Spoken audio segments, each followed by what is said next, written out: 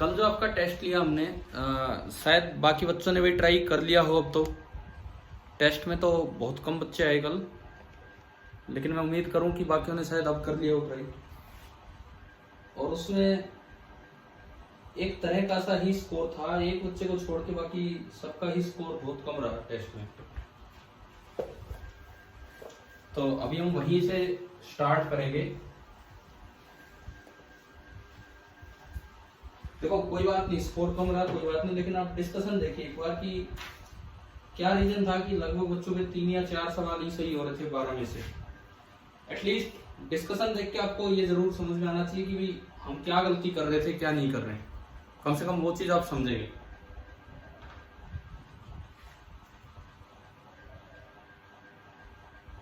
मैंने आपके ग्रुप पे एक पेपर डाल दिया था अभी थोड़ी देर पहले, आज आपने देखा हो तो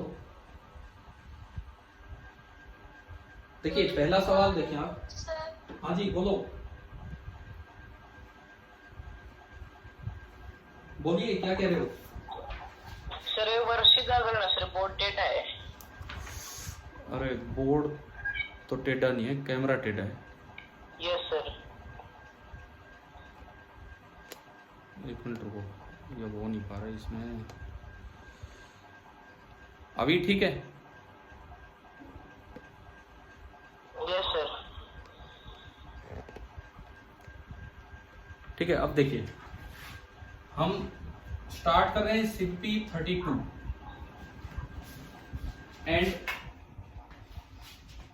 कल कुछ सरप्राइजिंगली काफी कम स्कोर रहा। एक बच्चे ने तो बहुत अच्छा स्कोर किया, 12 में से 11 सवाल सही किए, एक ही गलत हुआ है, लेकिन बाकियों ने पता नहीं क्यों नहीं कर पाए। देखो केवल और केवल कंस्ट्रेंट रूल्स लगाते हैं, डायरेक्ट आंसर आते हैं। ये पुली है, ये रेस्ट पे है। पहला सवाल, ये ब्लॉक इसके साथ अटैच है, ये रस्सी बी के साथ, और ये अटैच है ए के साथ। ये एंगल फिलहाल θ1 है और ये एंगल फिलहाल θ2 है, और इसको स्पीड दी v। तो आपको यार ए की स्पीड निकालनी थी अगर उसकी स्पीड v है, और फिर उससे इंक्रीजिंग डिक्रीजिंग का पता करते। v कांस्टेंट है, ये v कांस्टेंट है। ये रस्सी की दोनों साइड क्या एक दूसरे के पैरेलल हैं? क्या इस रस्सी की दोनों साइड एक दूसरे के पैरेलल हैं क्या? बोलते रहो, अब जवाब दो। बिल्कुल नहीं है। अब अगर एक दूसरे के पैरेलल नहीं है तो इसका ये मतलब है कि v1 प्लस v2/2 वाला फॉर्मूला नहीं लगेगा। ठीक है, तो आपको अलग से वेलोसिटी अप्रोच और वेलोसिटी सेपरेशन के तरीके से जाना चाहिए। तो देखिए मैं इस एंड को एंड 2 बोलता हूं, ये पुली रेस्ट पे है, और एंड 2 मैंने कहा था कि रस्सी का कोई भी एंड उसकी स्पीड वो होगी जो जिसके साथ वो अटैच है उसकी स्पीड है। N2 ब्लॉक B के साथ अटैच है तो N2 आगे जाएगा विद स्पीड V। N2 जो है वो आगे जाएगा with speed V। Pulley rest पे ये इधर जा रहा है, तो आपको इसका कंपोनेंट लेना होगा इस डायरेक्शन में। देखो ये एंगल θ2 है तो ये एंगल भी θ2 होगा, तो V का इधर की तरफ कंपोनेंट आएगा V cos θ2। पुली रेस्ट पे है, तो आप बताओ N2 का वेलोसिटी ऑफ सेपरेशन कितनी है पुली से? N2 की वेलोसिटी ऑफ सेपरेशन कितनी है पुली से? V cos θ2। आ रहा है कि नहीं आ रहा है समझ में? बताओ यहां तक। ठीक है, अब एंड 1 को देखिए, ये एंड 1 है, ये एंड 1 है। मान लो इसकी स्पीड v डैश है, ये तो फिक्स है, जमीन पे चलेगा।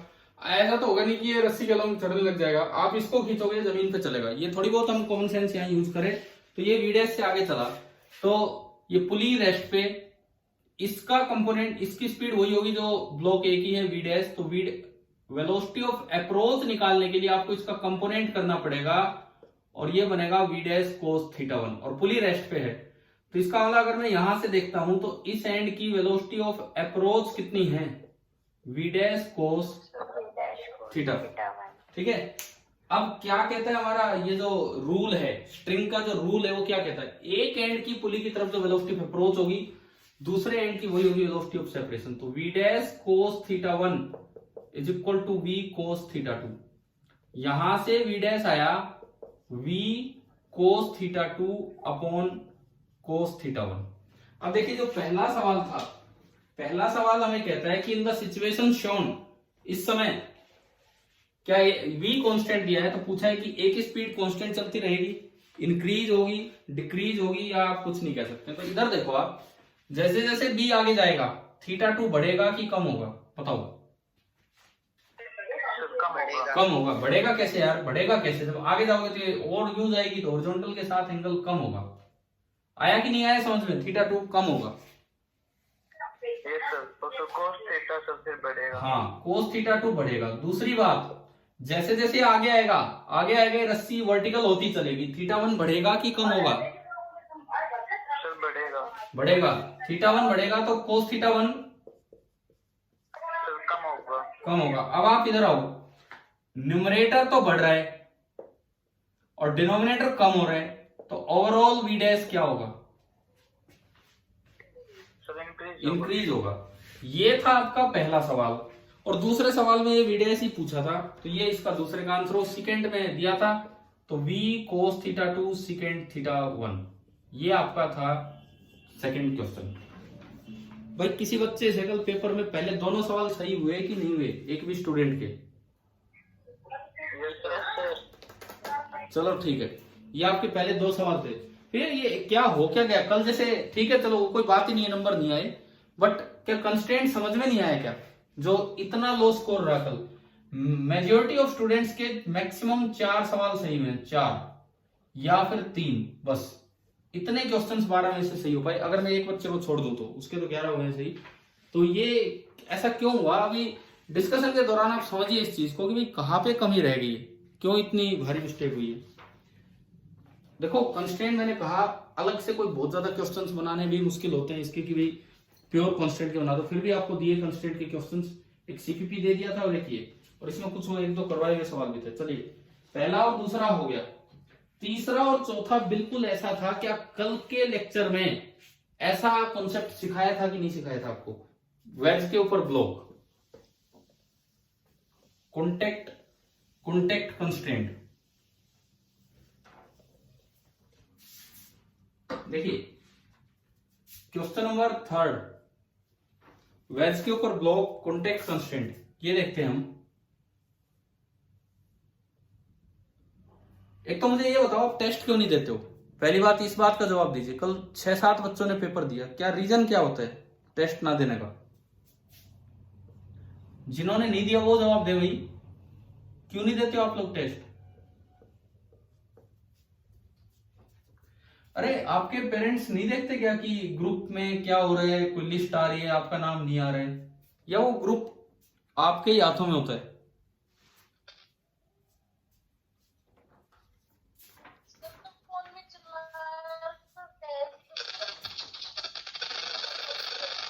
चलिए अभी समझ में नहीं आया आप क्या बोल रहे हैं, आवाज नहीं आई आपकी। इधर देखें, ये एक्स एक्सिस, ये वाई एक्सिस, ये बी, ये ए।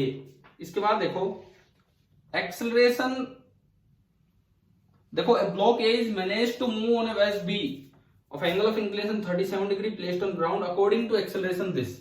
तो जो ब्लॉक B की एक्सेलरेशन है वो आपको दी है 10 i cap plus 15 j cap. It means i cap तो आगे, तो इसकी एक्सेलरेशन 10 मीटर पर सेकंड स्क्वायर तो आगे है, एंड इसकी एक्सेलरेशन 15 मीटर पर सेकंड स्क्वायर पीछे है ना, ऊपर है। तो ये ब्लॉक ऊपर जा रहा है, ब्लॉक ऊपर जा रहा है मान लो, तो इसका मतलब इसको वेज को इधर धक्का मारा जा रहा होगा या उस साइड जा रहा होगा वेज? वेज राइट की तरफ जाएगा या लेफ्ट की तरफ? Left side.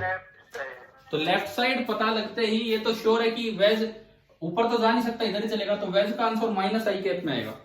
तो इस ऑप्शन में 2 पॉजिटिव थे 2 नेगेटिव, तो सी या डी में से कोई एक आना था। माइनस आई कैप मतलब सी या डी में से कोई एक आना था।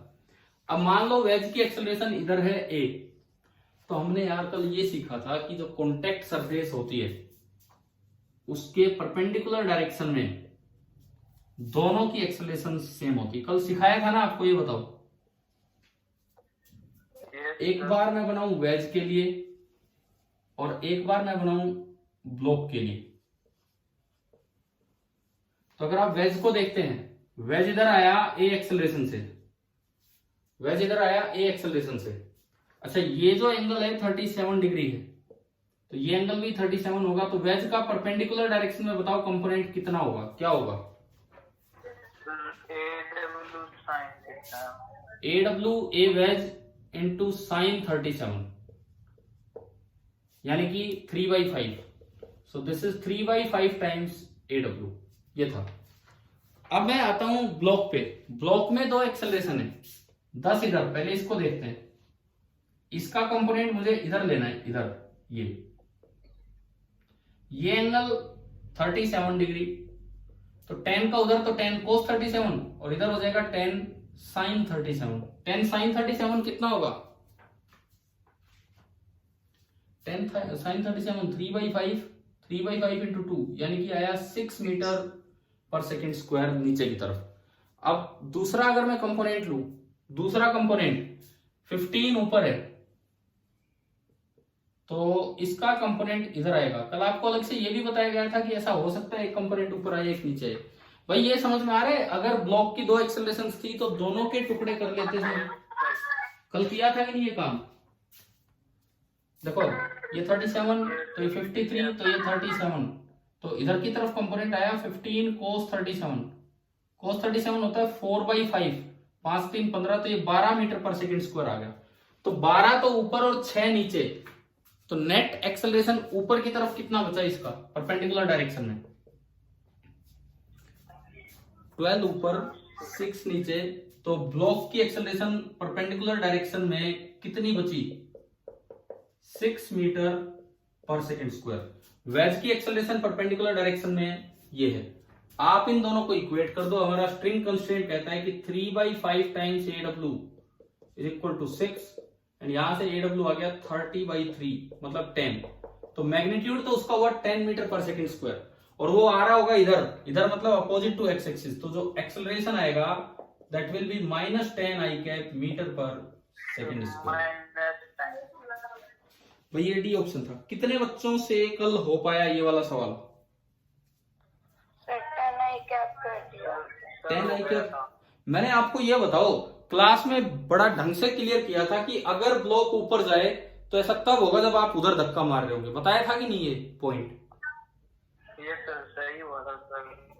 हाँ तो यार फिर मैं उसी चीज पे आ रहा हूँ। फिर गलत कौन से सवाल हुए जब मैक्सिमम बच्चों के ज्यादा से ज्यादा 4 ही सवाल सही हो रहे हैं कल? तो गलती कहाँ होगी? कौन से क्वेश्चन में गलती हुई? क्या ये बता दो एक बार फिर से। ये हो जाना चाहिए था आपसे, कल डिस्कस हो चुका था ये पूरा क्लास में। ठीक है ठीक है ठीक है। फोर्थ बिल्कुल ऐसा। ये सही किसका है? कौन बोल रहे हो जिसका सही है? सर अनीस आप मत बोलो, आपके सारे ही सही हैं। आपके 11 सही हैं। आपके 12 में से 11 सही है। मैं अभी बाकी बच्चों से बात कर रहा हूँ अब जो नहीं कर पाए। ठीक है आप अब ये मत बोलना सही है, हम ये ज्यूम कर रहे हैं कि आपके सारे सही। देखिए फोर्थ मैंने सेम दिया कि भाई कई बार कंप्रिहेंशन टाइप काम होता है उसमें एक सवाल होते ही सारे हो जाते हैं। तो इसलिए दिया था कि जिसको थर्ड आता होगा वो फोर्थ भी कर देगा। एक ही तो चेंज है, एक ही तो चेंज है। 15 I cap plus 15 J cap करना है। तो यहां पे जब ये 15 लोगे तो इधर कंपोनेंट आएगा 15 sin 37। 15 sin 37 15 इंटू 3/5 तो ये 9 हो गया। ऊपर 12 नीचे 9 तो ऊपर ये कितना बचा? ओनली 3। ये वही है। इसको 3 से इक्वेट करोगे, 3 से 3 कट जाएगा और AW आ जाएगा 5। तो ये इधर की तरफ 5 था तो इस बार आंसर आना था -5 I कैप मीटर पर सेकेंड स्क्वायर। बिल्कुल same question third and fourth थे, जस्ट न्यूमेरिकल वैल्यू चेंज करके बस देखा गया था कि आप इस कॉन्सेप्ट को कितना जानते हैं कि नहीं। अभी बताओ थर्ड और फोर्थ दोनों आ गए कि नहीं आए समझ में? ठीक है। मनीष कुमार क्लास में हो गया? Manish Kumar yes sir. कल क्या हुआ मनीष? आपके भी 4 ही सही हो पाए कल, है ना? Yes sir. क्या हुआ? कंस्ट्रेंट ढंग से नहीं पढ़ा क्या? नहीं मतलब अभी डिस्कशन में समझ में आ रहे हैं सारे सवाल डिस्कशन में? Yes sir. तो देखो ये क्लियर करो। ये कॉन्सेप्ट अच्छा कॉन्सेप्ट है और ये छुपा हुआ टॉपिक है, रह ही जाता है। चाहे न्यूटन लॉ पढ़ लो, चाहे काइनेमेटिक्स हो ही नहीं पाते। इसको ढंग से आप कवर कीजिए। 5वां सवाल एच.सी. वर्मा का एक क्वेश्चन था, उसकी तरह ये आपको दिया गया था। 5वें सवाल में पूछता है उस के उससे थोड़ा सा आगे स्टेप बढ़ा के दिया गया था भाई। इसलिए मैं कहता हूं फिजिक्स थोड़ा ध्यान से सीखो। आपको इतने टेस्ट मिल रहे हैं, छोटे छोटे टेस्ट भी आपके लिए जा रहे हैं, जो मेन टेस्ट होता है उससे पहले, तो आप थोड़ा सा सीरियस हो भाई इस चीज के प्रति। और कल मैंने एक चीज लिखी थी आपके ग्रुप में कि एक बड़ी सरप्राइजिंग बात यह थी कि एक भी लड़की ने तो पेपर कल दिया ही नहीं। एक लड़की ने दिया लेकिन वो बाद में दिया, फिर मैंने वो रिजल्ट में शामिल नहीं किया। काफी लेट दिया उन्होंने, आधे घंटे लेट, तो मैंने रिजल्ट में शामिल नहीं किया, लेकिन उनको उनका रिजल्ट बता दिया। पूजा आप हो क्लास में? पूजा यस सर। कितने मार्क्स आए आपके कल? सर 7 सही थे और गलत 5। 7 चौक 28, 5 23। पूजा के 23 नंबर आए, तो वैसे तो सेकंड रैंक थी, बट इन्होंने पेपर सबमिट किया 8 बजे, तो इसलिए मैंने वो रिजल्ट में शामिल नहीं किया। सर वो फोन हैंग हो गया था, कोई नहीं, 15-20 मिनट में खुला। कोई नहीं, आगे से थोड़ा सा ध्यान रखें। इधर देखिए, अब इसमें पूछा है कि अगर उसको यू स्पीड से खींचा गया तो सी की स्पीड। अच्छा, एक चीज दे रखी है कि तीनों ब्लॉक्स केवल वर्टिकली चल रहे हैं। ये हमें क्वेश्चन में दिया गया है कि तीनों ब्लॉक्स वर्टिकली चल रहे हैं, तो आप केवल इस रस्सी पे ध्यान दो। इस रस्सी पे ये वर्टिकली चल रहा है, तो इसकी स्पीड मैंने ऊपर मान ली वीसी। फिर बताओ ये और ये क्या पैरेलल है क्या एक दूसरे के? बताओ ये दोनों पैरेलल है क्या?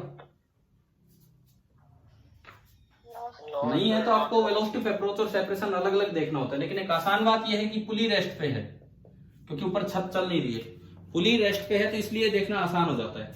कैसे समझिए अब इसको। ये एंड बी से अटैच है, तो ये एंड नीचे आ रहा है यू से, पुली रेस्ट पे, तो ये तो सेपरेट हो रहा है, तो यहां से निकाल लो velocity of separation. Velocity of separation तो आया यू। एचसी वर्मा में इस तरह का काम था बिल्कुल। वो जो एक क्वेश्चन था एचसी वर्मा में ऑब्जेक्टिव वाला 13th क्वेश्चन, उसमें हमने सीखा था ये ब्लॉक जब ऊपर चलेगा, ये ब्लॉक ऊपर चलेगा, तो उसका इधर कंपोनेंट क्या होगा वो देखना है पुली की तरफ। अगर मान लो ये वीसी से ऊपर जाता है, तो इसका इधर कंपोनेंट कितना होगा? वीसी कोस थीटा1, और पुली रेस्ट पे है, तो ये एंड अगर मैं देखूं तो वेलोसिटी ऑफ सेपरेशन की बजाय वेलोसिटी ऑफ अप्रोच कितनी होगी यहाँ? VC cos थीटा1। और उधर से देखते हैं तो वेलोसिटी ऑफ सेपरेशन है यू। एक पुली का रूल, स्ट्रिंग का रूल कहता है कि दोनों इक्वल होंगे, तो VC cos theta one is equal to u, so VC comes out to be u secant theta one. तो ये तो आपका था, ये बिल्कुल सेम एचसी वर्मा वाला क्वेश्चन था यहां तक। उसमें दोनों साइड एंगल बराबर थे, यहां अलग अलग है, बट कोई बात नहीं, आपने एक साइड से निकाल लिया।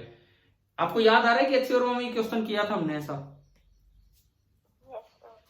तो कल कितने बच्चों ने अनीस के अलावा कल कितने बच्चों ने सही किया ये वाला क्वेश्चन? ठीक है।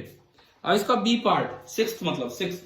In the previous question at the instant shown the velocity of A is. अब ए की वेलोसिटी बतानी। अब इधर आओ, मान लो ए ऊपर जा रहे हैं, क्योंकि बोला है कि वर्टिकली चल रहे हैं, ए ऊपर जा रहा है वी वेलोसिटी से, पुली रेस्ट पे है, तो ये तो इसी लाइन के लोग है, तो इधर से वेलोसिटी ऑफ अप्रोच कितनी बनेगी इस स्ट्रिंग के इस एंड की? Only V A. अब आप उधर आओ, उधर ये वीसी से ऊपर जा रहा है, तो इधर की तरफ इसकी वेलोसिटी ऑफ अप्रोच क्या होगी? वो नीचे जाएगा भाई, क्योंकि ये अप्रोच कर रहा है तो ये नीचे जाएगा, ये नीचे जाएगा वीए से, तो जो वेलोसिटी ऑफ अप्रोच नहीं, यहां बनेगी वेलोसिटी ऑफ सेपरेशन, ये वीए। ये वीसी से ऊपर जा रहा है, तो इसका कंपोनेंट इधर बनेगा वीसी कोस थीटा2, एंड ये होगी velocity of approach. Velocity of approach बराबर वेलोसिटी ऑफ सेपरेशन, तो क्या रिलेशन बना? VA is equal to VC into cos of थीटा2। VA is equal to VC into cos of थीटा2, और VC की वैल्यू अगर आप पुट करते हैं तो VA बराबर आया U secant theta one into cos of theta two. अभी बताओ ये वाला क्वेश्चन आ गया समझ में? क्वेश्चन नंबर 6, इसका सेकंड पार्ट। ये कोई कल पेपर में कोई बच्चा अनीस के अलावा कल सही करके आया है क्या कल की क्लास में, पेपर में? Yes sir. ठीक है। जिनसे नहीं हुआ यार अब समझो, जिनसे नहीं हुआ अब समझो, क्योंकि मैं बार बार कह रहा हूं मैक्सिमम नंबर ऑफ स्टूडेंट्स के ज्यादा से ज्यादा 4 सवाल सही में, मतलब 8 तो हुए नहीं, 8 गलत हो गए, तो कम से कम आप समझ लीजिए इन सारे सवालों को। 6 तक हो चुके हैं, 7वां एक बड़ा आसान सवाल था, फॉर्मूला बेस्ड क्वेश्चन है, सीधा फॉर्मूला बेस्ड क्वेश्चन है और कुछ नहीं है। देखिए question number 7, in the figure shown the velocities and accelerations of A and B with respect to ground are marked. ये वेलोसिटी और एक्सेलरेशन का आपको एक डायग्राम दिया गया है। ये दो ऊपर पुलीज है, दोनों रेस्ट पे हैं। इसके साथ ये रस्सी आ रही है, यहां एक और पुली है। इधर एक ब्लॉक है ए, इधर एक ब्लॉक है सी एंड यहां पे एक ब्लॉक है बी। ये तो एक डायरेक्ट क्वेश्चन था। ए की वेलोसिटी नीचे दिखा रखी है 2 मीटर पर सेकेंड और एक्सेलरेशन ऊपर दिखा रखी है। पहले मैं एक बार वेलोसिटी वाला क्वेश्चन करूं। बी की वेलोसिटी ऊपर दिखा रखी है 3 मीटर पर सेकेंड, तो आपको सी की वेलोसिटी निकालनी। पहले एक काम करते हैं कि 7th क्वेश्चन में केवल वेलोसिटी पूछिए। हाँ जी, देखो ये वाली पुली रेस्ट पे, तो अगर पुली रेस्ट पे है तो एक एंड नीचे जा रहा है तो दूसरा एंड उतनी स्पीड से ऊपर आएगा। तो आपको ये पता लग गया कि भाई ये जो पॉइंट है ये 2 मीटर पर सेकेंड से ऊपर जा रहा है। ये एंड रस्सी का 2 मीटर पर सेकेंड से ऊपर जा रहा है। पुली बी से अटैच है और जब बी ऊपर खींच रहा है तो मतलब पुली ऊपर जा रही होगी। तो जो पुली है वो 3 मीटर पर सेकेंड से ऊपर जा रही है। इस एंड का हमें नहीं पता, इसकी वेलोसिटी वी मान लो। बनाओ 1D इक्वेशन। क्या बनेगी यहाँ 1D इक्वेशन? 2 + v/2 = 3। ये आपकी 1D इक्वेशन बनी। इन दोनों का सम डिवाइड बाई 2, 3 2 6, तो v आ गया 4 मीटर पर सेकेंड। अब ये एंड ऊपर जा रहा है 4 मीटर पर सेकेंड से। अब ये पुली रेस्ट पे है तो ये एंड ऊपर जा रहा है, तो ये एंड नीचे आ रहा होगा कितनी वेलोसिटी से? 4 मीटर पर सेकेंड से। कितना आसान सवाल था ये। मुझे लगता है कि फॉर्मूला ही तो लगाना था 1D वाला, बस सीधा ये था। अच्छा, अब मैं आता हूं एक्सेलरेशन पे। क्वेश्चन नंबर 8, 7th होने के बाद अब हम आते हैं क्वेश्चन नंबर 8 पे, एक्सेलरेशन पे। In the previous question the acceleration of C with respect to ground is. अब एक्सेलरेशन में अगर बताऊं तो इसकी एक्सेलरेशन ऊपर दिखा रखी है 1 मीटर पर सेकेंड स्क्वायर। यूनिट से आपको देखना था डायग्राम में, यूनिट से। अच्छा, यूं तो ऐसा हो सकता है कि एक ब्लॉक की वेलोसिटी नीचे और एक्सेलरेशन ऊपर हो? बिल्कुल पॉसिबल है। मतलब रिटार्ड कर रहा होगा, स्पीड कम हो रही होगी। और जो बी है उसकी एक्सेलरेशन ऊपर ही दिखा रखी है 2 मीटर पर सेकेंड स्क्वायर। तो आपको सी की एक्सेलरेशन बतानी है। देखो ये एंड ऊपर जा रहा है तो ये एंड नीचे आ रहा होगा। अगर वो 1, मतलब एक्सेलरेशन की टर्म्स में बात कर रहा हूं तो इसकी एक्सेलरेशन 1 नीचे होगी। ये ऊपर 2 है तो इसकी एक्सेलरेशन 2 ऊपर है। इसकी आप ए ऊपर मान लो। लगवाओ इक्वेशन, 1D इक्वेशन बताओ क्या बनाऊं। ऊपर वाली डायरेक्शन को पॉजिटिव माना तो 2 = ए तो पॉजिटिव होगा लेकिन 1 नेगेटिव होगा, डिवाइडेड बाई 2। 2 × 2 4, 4 - 1 5। तो ये ए आया 5 मीटर पर सेकेंड स्क्वायर। ए आपका आ गया 5 मीटर पर सेकेंड स्क्वायर। हाँ जी, भी बताओ क्या यहां तक समझ में आया कि नहीं आया? तो ए आ गया तो जितनी स्पीड से ऊपर एक्सेलरेट कर रहा है, स्पीड नहीं, जितनी वैल्यू से ऊपर एक्सेलरेट कर रहा है उतनी वैल्यू से नीचे एक्सेलरेट करेगा क्योंकि पुली रेस्ट पे। तो इसकी एक्सेलरेशन आ गई 5 मीटर पर सेकेंड स्क्वायर डाउनवर्ड।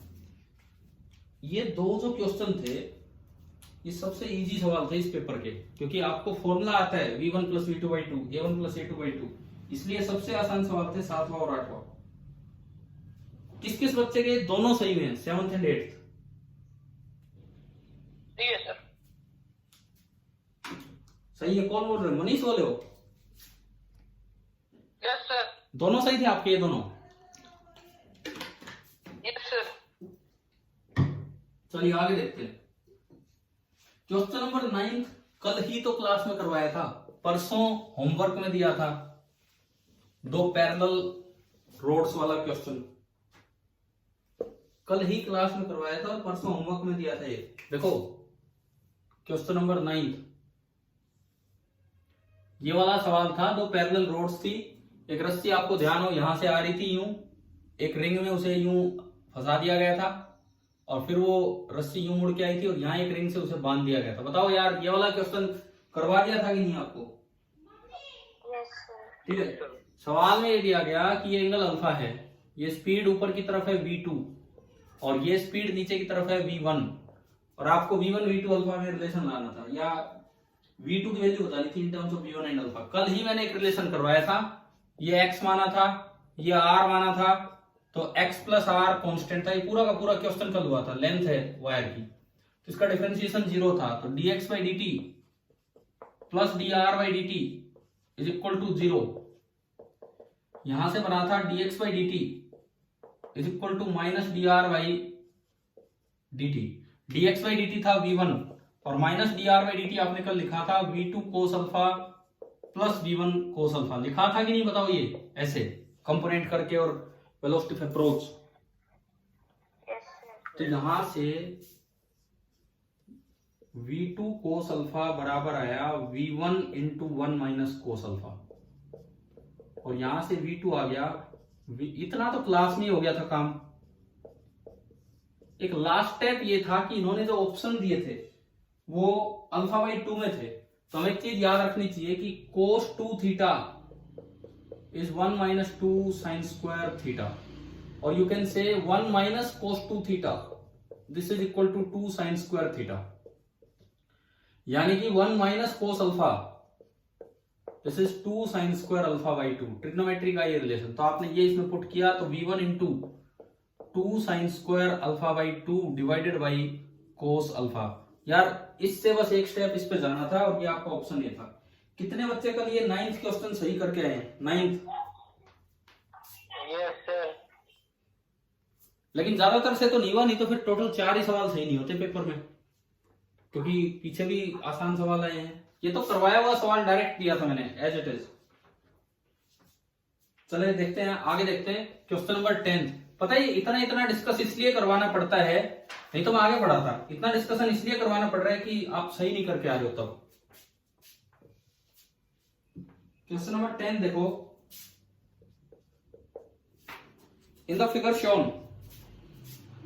मैं एक बार डायग्राम बना दूं आपके लिए।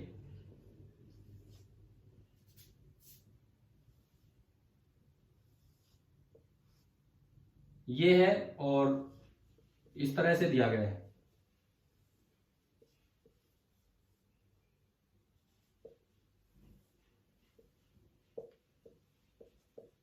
थर्टी डिग्री ये एंगल है, और यहां से जो रस्सी आ रही है वो इस तरह है कि ब्लॉक इसी लाइन में चले, उसका कोई कंपोनेंट नहीं करना पड़ेगा।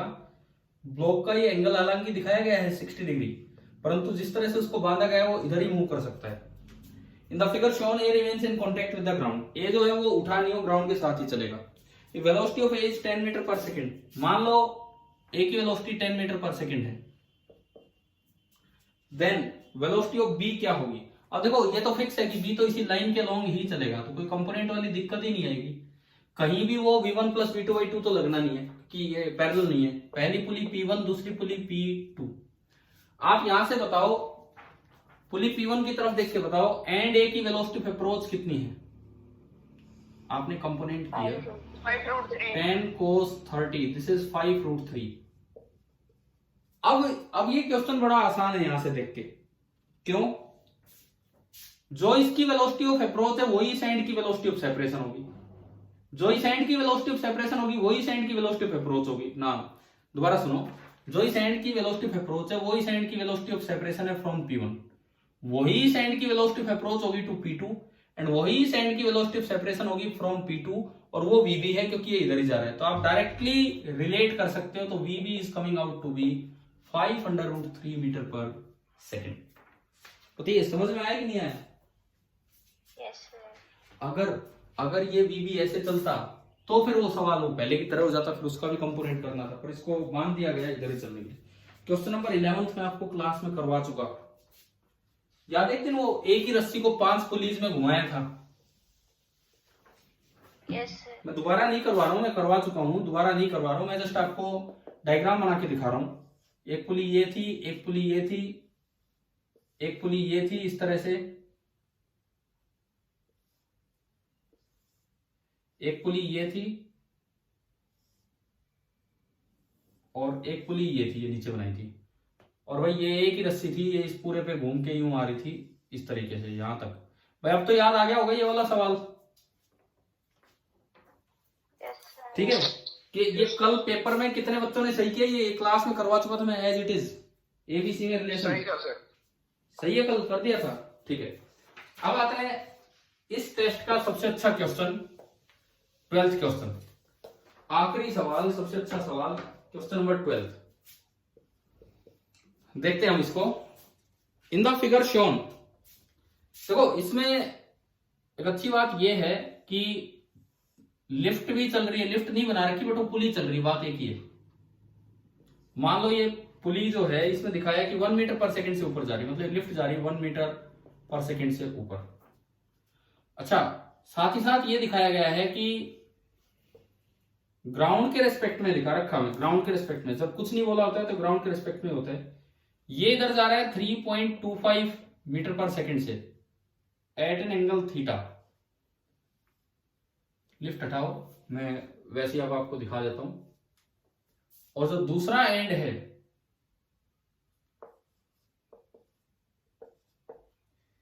ये आगे जा रहा है √3 मीटर, अंडर √3 मीटर पर सेकंड से एट एन एंगल 30 डिग्री।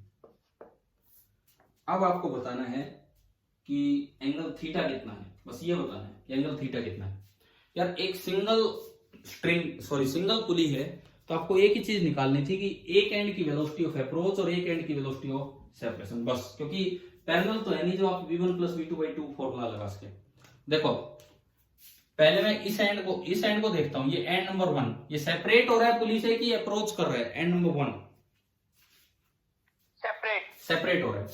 आपने क्या किया, ये रस्सी बनाई, एंड नंबर 1 आगे जा रहा है क्योंकि वो बी से अटैच है, अंडर √3 मीटर पर सेकंड से, और इस वक्त डायग्राम में ये एंगल 30 दिखाया गया। और ये जो पुली है, ये ऊपर जा रही है 1 मीटर पर सेकंड से।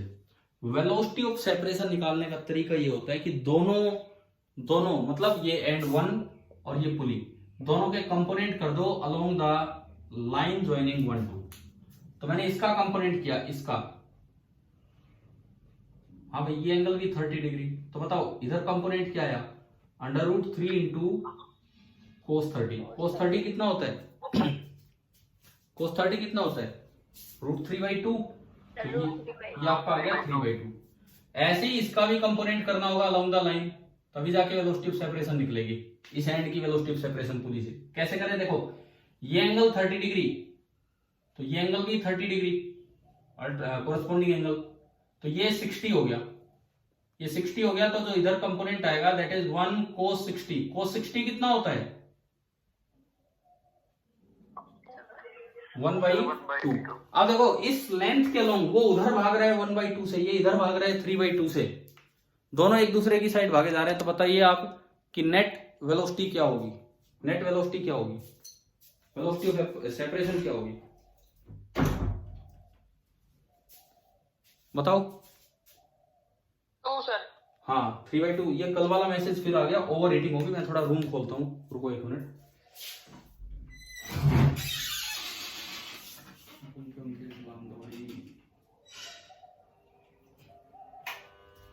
देखो ये 3/2 एंड 1/2, तो वेलोसिटी ऑफ सेपरेशन एंड 2 की बनी 2 मीटर पर सेकेंड। अब अगला काम इधर करना है, वो एंड सेपरेट हो रहा था लेकिन ये एंड क्या कर रहा होगा? वो एंड सेपरेट हो रहा है तो ये एंड अप्रोच करेगा। अब देखो इसको देखते हैं, इस एंड की वेलोसिटी ऑफ अप्रोच देखते हैं कि क्या बनेगी। ये एंड आगे जा रहा है, एंड नंबर 1 बोलूं मैं इसे, 3.25 मीटर पर सेकेंड से, ये एंड आगे जा रहा है, और ये पुली है ये ऊपर जा रही है with the speed of 1 meter पर सेकेंड। अच्छा ये एंगल थीटा है, ये एंगल थीटा है, तो ये एंगल भी थीटा होगा, तो ये होगा 90 - थीटा, इस तरह से। चलो भाई कंपोनेंट करवाओ अलोंग द लाइन 1p, ताकि मैं वेलोसिटी ऑफ अप्रोच निकाल सकूं। बताओ ये कंपोनेंट कितना होगा? ये कितना होगा? 3.25 इंटू कोस थीटा। आ रहा है ना समझ में, एक पहला कंपोनेंट, ठीक है। और दूसरा कंपोनेंट अगर आप करेंगे तो बताओ 1 कोस थीटा की 1 साइन थीटा, ये इधर ये थीटा है तो ये 90 माइनस थीटा है, तो ये कंपोनेंट आएगा 1 कोस 90 माइनस थीटा। और कोस 90 माइनस थीटा क्या होता है? Sine theta. तो ये कंपोनेंट आया 1 इंटू साइन थीटा। अब आप ये आगे जा रहा है, वो भी उधर ही जा रहा है, लेकिन ये अप्रोच कर रहा है, तो ये तेज चल रहा होगा, वो धीरे। तो यहां से लिखवाओ कि वेलोसिटी ऑफ अप्रोच क्या होगी? Sir 3.25 cos theta minus sin theta। 3.25 cos theta minus sine theta. देखो इस पेपर का सबसे अच्छा सवाल आप ये बोल सकते हो, क्योंकि इसमें अभी तक तो हमने लिया टेढ़े मेढ़े चलाए, लेकिन पुली को नहीं चलाए, इसमें पुली भी चल रही है। तो बताओ क्या इक्वेशन बनी? जो हमारा स्ट्रिंग रूल कहता है, वो क्या कहता है कि वेलोसिटी ऑफ सेपरेशन और वेलोसिटी ऑफ अप्रोच इक्वल होने चाहिए। यानी कि 3.25 cos theta minus sine theta is equal to 2। भाई एक इक्वेशन आ गई आपके पास। अब आंसर कैसे लाएं? आंसर सारे tan इनवर्स में थे। अब देखिए इक्वेशन आपने बना ली, मैं एक बार मिटा दूं, ये आ गया समझ में कैसे बनाइए? ठीक है। अब आप देखिए कि आंसर्स कैसे आएंगे ये इक्वेशन आने के बाद। आपका पहला ऑप्शन कहता है कि थीटा इज tan इनवर्स 3/4, यानी कि tan थीटा इज 3/4। पहला ऑप्शन ये कह रहा है। दूसरा ऑप्शन कह रहा है कि tan थीटा इज 4/3। और तीसरा ऑप्शन कहता है कि tan theta is 3/8। tan inverse 3/8 दिया। अब देखो ऐसे सवाल में आप इस ट्रिग्नोमेट्रिक इक्वेशन को सोल्व करना चाहो तो तरीका बता देता हूं, वो करना ज्यादा लंबा पड़ेगा। आप क्या करो, इसको किसी तरह tan में कन्वर्ट कर लो। उसका तरीका ये होता है, क्योंकि तीनों ऑप्शन tan में है, उसका तरीका ये होता है पहले स्क्वायर कर लो दोनों साइड, स्क्वायर करके कोस स्क्वायर से डिवाइड कर दो, फिर एक साइड सेकंड स्क्वायर बनेगा, उसको 1 + tan स्क्वायर लिख देना, फिर ये क्वाड्रेटिक इक्वेशन बन जाएगी tan थीटा में, वहां से पॉजिटिव रूट ले लेना। देखो वो थोड़ा बड़ा तरीका है, उस तरह से नहीं जाना चाहिए इस ऑब्जेक्टिव सवाल में। अगर आपको tan थीटा सोल्व ही करना हो इस इक्वेशन में, स्क्वायर कर दीजिए, या जैसे भी आपको ट्रिग्नोमेट्री आती है आप उससे सोल्व कर ले। एक आसान तरीका फिजिक्स कहती है कि यहां से लगा लो आप, 3 ही तो ऑप्शन है, चौथा तो नन ऑफ दीज है। पुट करके देखिए कैसे। अगर tan थीटा 3/4 है तो ट्राइंगल ऐसी बनेगी 3 4 थीटा, तो ये कितना होगा 5। अगर tan थीटा 4/3 है तो ट्राइंगल ऐसी बनेगी 4 3, तो अगेन ये आपका 5 हो जाएगा। और अगर tan थीटा 3/8 है तो ट्राइंगल ऐसी बनेगी 3 8, और अब ये कितना होगा पाइथागोरस से 64 और 9 √73। अब देखो पहले पहला ऑप्शन चेक करते हैं, कोस थीटा। इस ट्राइंगल से बताओ कोस थीटा कितना है? 4/5। पहला ऑप्शन हम चेक कर रहे हैं, 3.25 इंटू 4/5 माइनस साइन थीटा। उस ट्राइंगल से बताओ साइन थीटा कितना है? 3/5। इसको चेक करते हैं क्या इसकी वैल्यू अगर 2 आ गई तो ये ऑप्शन है, नहीं तो अगला चेक होगा। ये देखो एलसीएम आया 5, ये 13 बनेगा, -3 10/5 कितना आ गया 2। क्या ये इसको सेटिस्फाई कर रहा है? कर रहा है, तो यही हमारा आंसर है। तो आंसर आ गया ये। मतलब इस इक्वेशन को ट्रिग्नोमेट्री से सोल्व करते जितनी देर में क्वेश्चन हो उतना ही टाइम और लग जाता। इससे बढ़िया है ऐसे सवाल में आप यूं अपने ऑप्शन रख के देख लिया करो अगर एंगल नहीं पता हो तो। अब इसमें तो पहला ही ऑप्शन सही आ गया। आप बताओ क्या ये क्वेश्चन क्लियर हो गया कि नहीं हुआ सभी को? ठीक है, अब मैं आगे पढ़ा रहा हूं अभी, लेकिन थोड़ा मुझे जवाब दो, इतने कम स्कोरिंग कल क्यों हुई? कहाँ लगता है, अब पेपर पूरा मैंने डिस्कस करवा दिया, कहाँ लगता है आपको कि क्यों गलतियां हो गई हैं क्वेश्चंस में? क्या बस जल्दबाजी कर रहे थे क्या? कॉन्सेप्ट सही नहीं लगा रहे थे आप क्वेश्चंस में?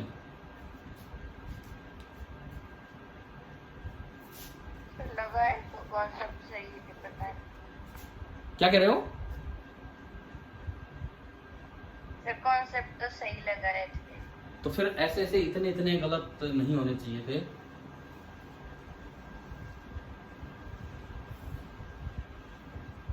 अनीस, आपके 16 हो गए थे 11 सवाल, जो आपके 11 सही हुए हैं।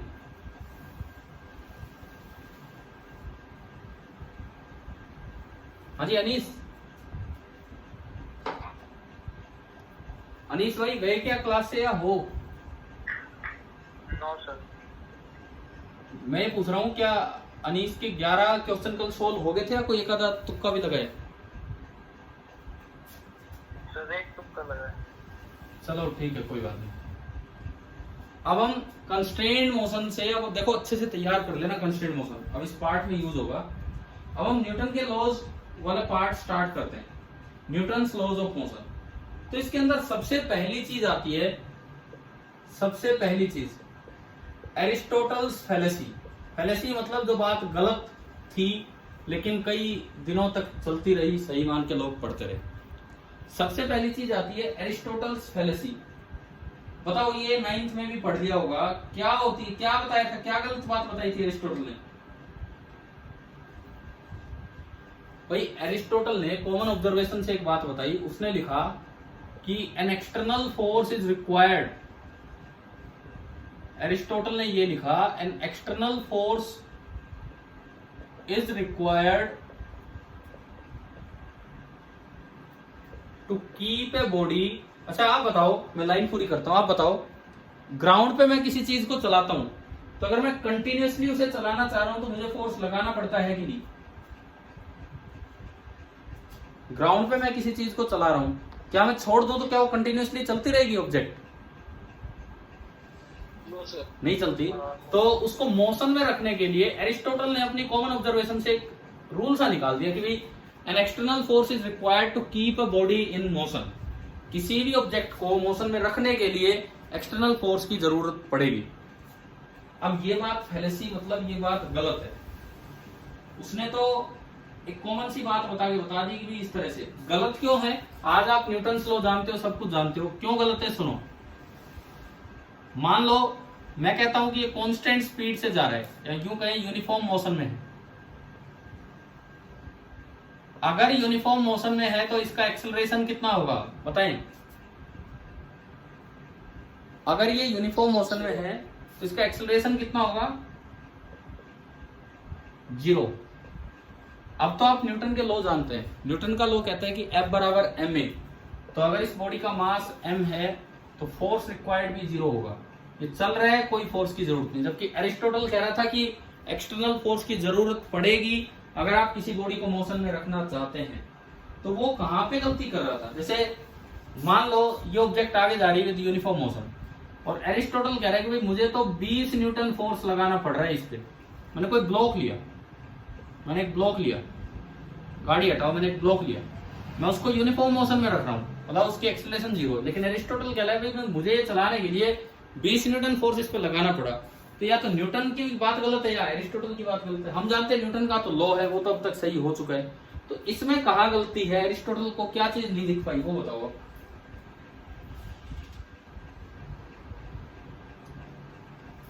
बताइए।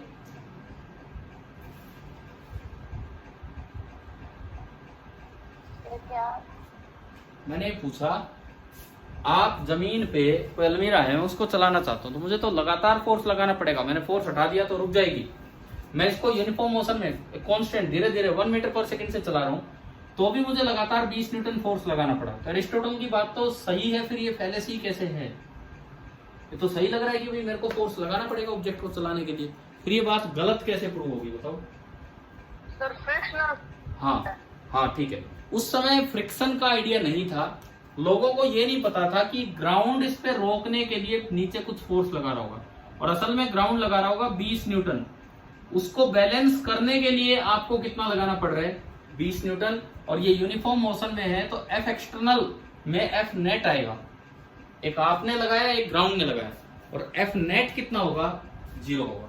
तो कुछ समय तक तो ये एरिस्टोटल की बात भी चलती रही, लेकिन बाद में जब ये फ्रिक्शन का कुछ आइडिया आया तो ये बात गलत प्रूव हुई। और यहां से पहली बार गैलीलियो ने एक लॉ बना के दिया। देखो सारे काम गैलीलियो ही कर रहे हैं, और जिसको नाम दिया गया गैलीलियोज लॉ ऑफ मोशन। यहाँ पे एरिस्टोटल्स फैलेसी के बाद हम न्यूटन के लॉ तक ही पहुंच रहे हैं। अब आया Galileo's law of motion. Aristotle की फेलेसी के बाद अब आता है गैलीलियोस लॉ ऑफ मोशन। क्या था Galileo law of motion? 9th में पढ़ा हो तो, 9th में आती है ये चीजें शायद। सर गैली- वो रिपीट मैं बताता हूं आपको। गैलीलियो ने दो चीजों के बीच में इक्विवेलेंस बता दी कि बोला भाई चाहे स्टेट ऑफ रेस्ट लो चाहे स्टेट ऑफ यूनिफॉर्म मोशन लो, दे आर इक्विवेलेंट। गैलीलियो की स्टेटमेंट थी द स्टेट ऑफ रेस्ट और the state of uniform motion, uniform motion मतलब सीधा चले कांस्टेंट वेलोसिटी से, आर इक्विवेलेंट। ये भी एक बहुत बड़ी ऑब्जर्वेशन थी, क्योंकि रेस्ट और मोशन इक्विवेलेंट कैसे हो सकते हैं? लोग सोचते थे रेस्ट अलग तरीके से रहेगा और मोशन पे अगर कोई चीज है तो उसमें अलग तरीके के फोर्स वगैरह लगे, लेकिन गैलीलियो ने यहाँ एक बड़ी स्टेटमेंट दी कि द स्टेट ऑफ रेस्ट और the state of uniform motion are equivalent. कारण क्या दिया उसने? भाई रेस्ट पे कोई बॉडी है उस पर भी फोर्स 0 है, और मोशन में है लेकिन यूनिफॉर्म मोशन में है तो उस पर भी नेट फोर्स कितना रहेगा? 0। इसका रीजन ये दिया as no net force is acting on the body in each case. चाहे आप रेस्ट वाला केस लो और चाहे आप यूनिफॉर्म मोशन वाला केस लो, गैलीलियो ने बताया कि दोनों स्टेट इक्विवेलेंट है। लोग मानने को तैयार भी नहीं थे, बोले यार रेस्ट और मोशन इक्विवेलेंट कैसे हो सकते हैं? लेकिन उन्होंने कहा कि अगर यूनिफॉर्म मोशन है, एक ही डायरेक्शन में कांस्टेंट वेलोसिटी से चल रहा है, तो उस पर भी कोई फोर्स नहीं लग रहा है और रेस्ट वाले ऑब्जेक्ट पे भी कोई फोर्स नहीं लग रहा है, तो ये दोनों इक्विवेलेंट है। फिर गैलीलियो से पूछा गया तो जब कोई फोर्स ही नहीं लग रहा तो उसका मोशन कंटिन्यूड कैसे है? वो तो रुक जाना चाहिए। मान लो कोई फोर्स ही नहीं लग रहा तो इसका मोशन कंटिन्यूड कैसे है? एक बार आपने किसी चीज को मोशन में कर दिया और अब उस पर कोई फोर्स नहीं लग रहा तो रुक जाना चाहिए, फिर उसका मोशन कंटिन्यू कैसे है? इसका क्या रीजन दिया था गैलीलियो ने कि मोशन अपने आप कंटिन्यू क्यों होता है? बताओ अगर कुछ थोड़ा सा भी याद आए कि क्या दिया था। गैलीलियो ने कहा था कि एक बार आप स्पीड दे दीजिए, उसके बाद वो चीज रुकेगी नहीं, उस पर कोई फोर्स नहीं लगा, तो it happens due to inertia of the body. Word पढ़ा है ना 9th में, इनर्शिया। Yes sir. तो इनर्शिया का मतलब ही क्या था? इनर्शिया का मतलब ही ये था कि एक बॉडी की अपनी प्रॉपर्टी है जिसकी वजह से वो बॉडी अगर रेस्ट में है तो रेस्ट में रहना चाहेगी, और एक बार वो मोशन में आ गई और कोई फोर्स नहीं लगाया तो उसी यूनिफॉर्म मोशन को कंटिन्यू करना चाहेगी। ये था गैलीलियो का लॉ ऑफ मोशन। अभी बताओ क्या गैलीलियो लॉ ऑफ मोशन और एरिस्टोटल्स फैलेसी, क्या ये दो बातें आपको समझ में आई कि नहीं आई? Yes sir. देखो एरिस्टोटल की बात ये थी कि अगर यूनिफॉर्म मोशन में भी रखना चाहते हो तो भी फोर्स लगाना पड़ेगा। गैलीलियो ने कहा नहीं, अगर यूनिफॉर्म मोशन में है तो ऑब्जेक्ट पे नेट फोर्स 0 होगा, और उन्होंने समझाया कि रेस्ट और यूनिफॉर्म मोशन की स्टेट एक जैसी है क्योंकि दोनों ही केस में नेट फोर्स 0 है। और फिर ये भी समझाया कि अगर कोई चीज एक बार चल पड़ी तो यूनिफॉर्म मोशन में बिना फोर्स के क्यों रह जाती है? Due to inertia. Inertia of the body की वजह से वो चीज लगातार चलती रहती है। देखो ये जैसे गाड़ी एक्सीडेंट होते हैं, आगे से ट्रक आ रहा है, आपकी कार है या किसी की भी कार है, उसको दिख गया ये ट्रक है तो उसके पास ब्रेक भी तो है, वो लगाता है ब्रेक, खूब हार्ड ब्रेक लगाता है, जब भी गाड़ी रुक नहीं पाती। क्यों नहीं रुक पाती है? क्या कारण क्या होता है वहां पे? इनर्शिया। Only inertia.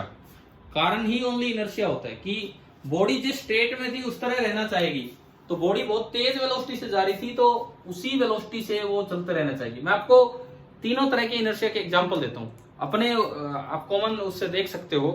इनर्शिया 3 तरह के बोला जाता है, inertia of rest, inertia of motion and inertia of direction.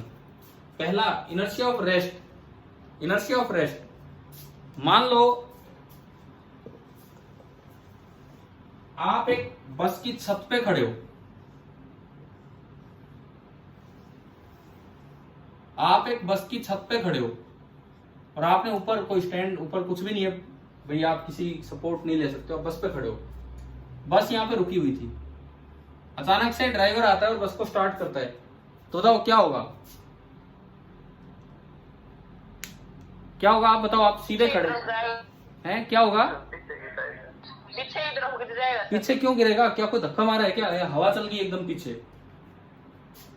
बस क्या कि जो बस है वो आगे चल पड़ी और जो बॉडी थी वो रेस्ट में रहना चाह रही थी, उसके हाँ, अंदर सुनो इनर्शिया था। सुनो, जैसे ही ड्राइवर ने बस स्टार्ट की, स्टार्ट करने का मतलब यूं नहीं बस चाबी लगा के स्टार्ट कर, चल पड़ी आगे तब गिरोगे आप। स्टार्ट की, जैसे ही बस आगे गई, आपके पांव बस के कांटेक्ट में है, तो बस के साथ साथ पांव तो आगे चले गए, लेकिन ये जो अपर पार्ट है, ऊपर वाला हिस्सा, due to inertia of rest, ये अभी भी किस पे रहना चाहेगा? रेस्ट पे, क्योंकि फोर्स तो पांव पे लगा है, ऊपर नहीं। तो आपकी सिचुएशन ऐसी हो जाएगी, पांव तो गए आगे, यहां की बजाय आपकी सिचुएशन ऐसी हो जाएगी, पांव तो गए आगे और आप वहीं हो। तो बताओ अब इस आदमी को क्या लगेगा कि ये किधर गिरा है, आगे की पीछे? पीछे की तरफ। जैसे मान लो पेड़ होता है, सूखे पत्ते हैं उसके, आप अगर पेड़ को हिलाते हो तो क्या पत्ते टूट जाते हैं कि नहीं? Yes sir. तो ये वही हाल है, नाड़ टूटती नहीं है क्योंकि ये सूखा पत्ता नहीं है। अगर सूखे पत्ते जैसा ज्वाइंट होता तो नाड़ भी टूट जाती, फिर उठा उठा के लाते, भाई कहाँ गया, ये हाल हो जाता। ठीक है, ये तो हमारा एक बॉडी पार्ट है इसलिए ऐसा है। तो सेम वही चीज उसमें होती है, पेड़ों में भी पत्ते क्यों टूटते हैं। ये तो एग्जाम्पल था इनर्शिया ऑफ रेस्ट का, ये एग्जाम्पल था इनर्शिया ऑफ रेस्ट का।